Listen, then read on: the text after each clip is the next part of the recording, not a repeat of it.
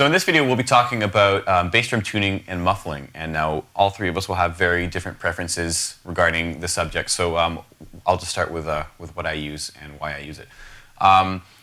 So basically, I generally tend to play more metal-related stuff or faster and aggressive stuff. And when it comes to speed, rebound helps to kind of keep the speed going.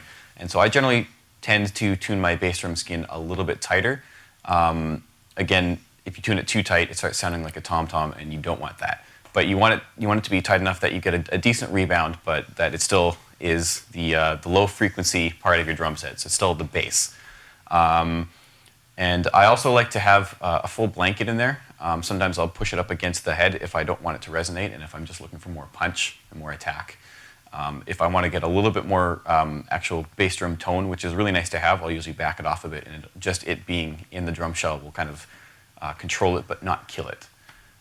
So that's really important to me, especially with triggering. If it vibrates too much, it just starts sounding like literally like popcorn, and that's not good. So also, one of the most left out parts is the resonant head. If the resonant head isn't tuned properly, your bass drum won't sound nearly as good as it could.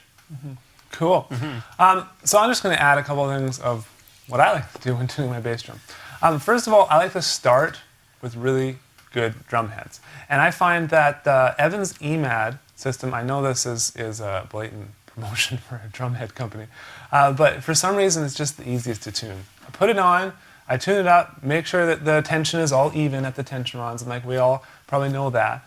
And then I put an Evans head on the reso side, something that's a little bit thicker. Like this is an EQ3 reso head. It's a little bit thicker. It's not like if you have just a kind of a import stock drum set, a lot of them come with really thin reso heads, and then it's almost impossible to tune the drum to get it to sound nice and boomy. So I put a little bit thicker of a resonant head on the reso side, and then basically a little bit of muffling on the bottom, usually around that much. And if that's not enough, then I'll add a little bit more, but I'll never usually go above where the beater hits the drum, because I find that you lose a lot of the tone of the drum, and instead you just get this thump, which some people like. As far as tuning, I'm just going to push the head here and show you guys what it kind of looks like. Now for me, I don't play the stuff like Sean plays. I don't play this crazy speed metal, really, really aggressive style of music. And that's obviously not all you play. I know you play more than that. But you know, for a lot of what I play, it's just straight ahead alt rock and stuff like that. And so I don't really tune it up super, super tight unless I have to play stuff at faster speeds. Now in the whole Bass Drum Secrets product, in the following videos that you're going to be watching, me doing the heel toe stuff and all the doubles, you're going to see this bass drum head was a little tighter for some of those videos to achieve the kind of definition and the kind of rebound that I needed to get some of those speeds, especially when you're going at around 160, 180. When you get up that high, it's just nicer if it's tuned a little bit tighter, for me at least.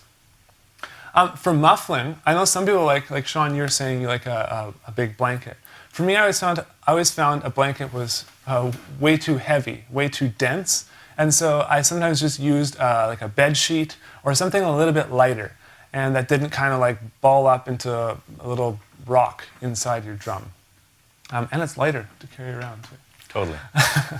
But yeah, you know, as far as that, you know, it's just an experiment. It's a never-ending experiment on getting a good bass drum sound.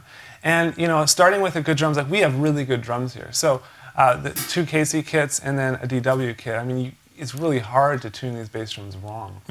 And then we have our audio engineer in there EQing them and miking them up. And yeah, they're all going to sound amazing today. You guys are going to hear that. But it starts with a great bass drum, then it goes to great heads, then it goes to great tuning and muffling, and years of experience testing, you know what I mean? And from there, it's just a constant experiment, like I said. Yeah. So Dave, what about you, man?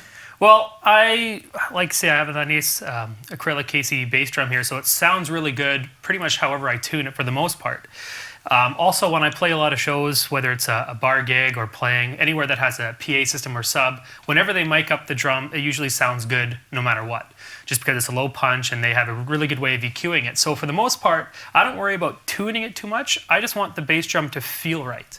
And if you look down at my skin here, I'm going to push my pedal down. And as you can see, there's about maybe a centimeter or so of play in there. And that's just because when I kick the drum, I want to be able to feel a bit of squish in there. Because when I'm playing, I mean, I don't play a lot of fast stuff, but I do play a lot of double bass. And I like to have a feeling on my legs rather than hearing the sound. So although sometimes putting too much muffling or tuning it like this might alter the sound or affect the sound in a certain way, to me, the feel is more important to the sound, because I'm trusting the sound guy for the most part to make the drum sound good. And that's, I mean, you can try this out. You can see what you think for yourself. I also put a lot of muffling in there. Now, as you can see, my acrylic drum is clear, so you can see what I have. It's just a bunch of shirts. And I've been in situations where I've been playing on a house kit and there's no muffling in there, or there's very little, so I'll go in my car and maybe find a coat or find a shirt or something, throw it in there. Anything I can find, and I like to put it right up against the batter head here. Push it right up against close. There's a bit of it touching the reso head, but for the most part, I just like to have it touching the batter head. So again, I have that feel on the batter or on the beater when it hits the head. So basically that's it for me. I mean, I tune my batter head and my resonant head, make sure that they're both sounding good, and then it's all about the muffling and the feel. So you guys, there you go. Well, what is the correct way to tune and muffle the bass drum? That is a question, and I think what the answer is, and by listening to these guys, Sean and Dave, is there's no one way. No. There's never a way you're always going to do it either, because we're always constantly expanding and evolving the way our drums sound. And so you just have to sit down and try it. A lot of people will email me like, I don't know how to tune my bass drum right. It's like, well, I don't know how to tune the bass drum right either. I know how to tune it the way I like it. Sean can tune it the way he likes it. Dave can tune it the way he likes it.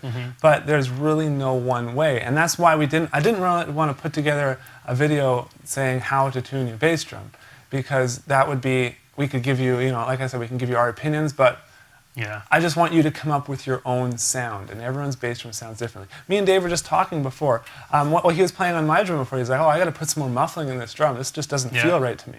It's like, well, it feels perfect for me.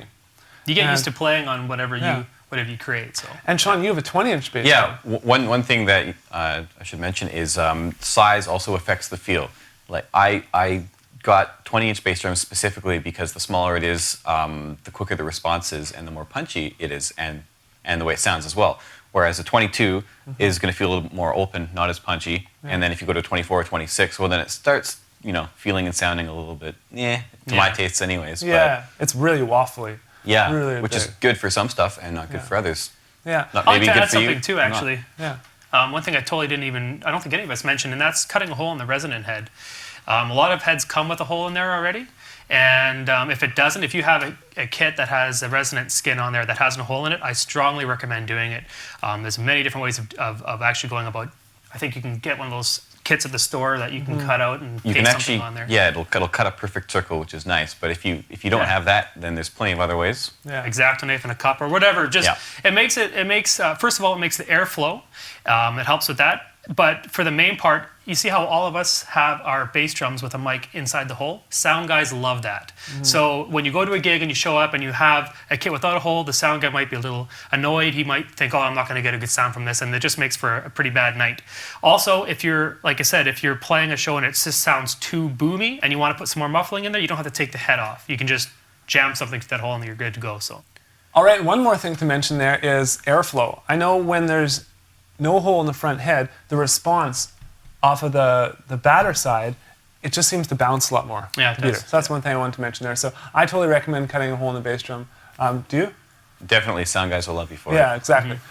So the next thing we want to do is want to just kind of demo how each of our bass drums sound. So we're just going to kind of go in time. Sean's going to play, I'm going to play, Dave's going to play. Sean's going to play, I'm going to play, Dave's going to play. And we're going to show you the different sounds, and you'll kind of see the different preferences here. So here we go.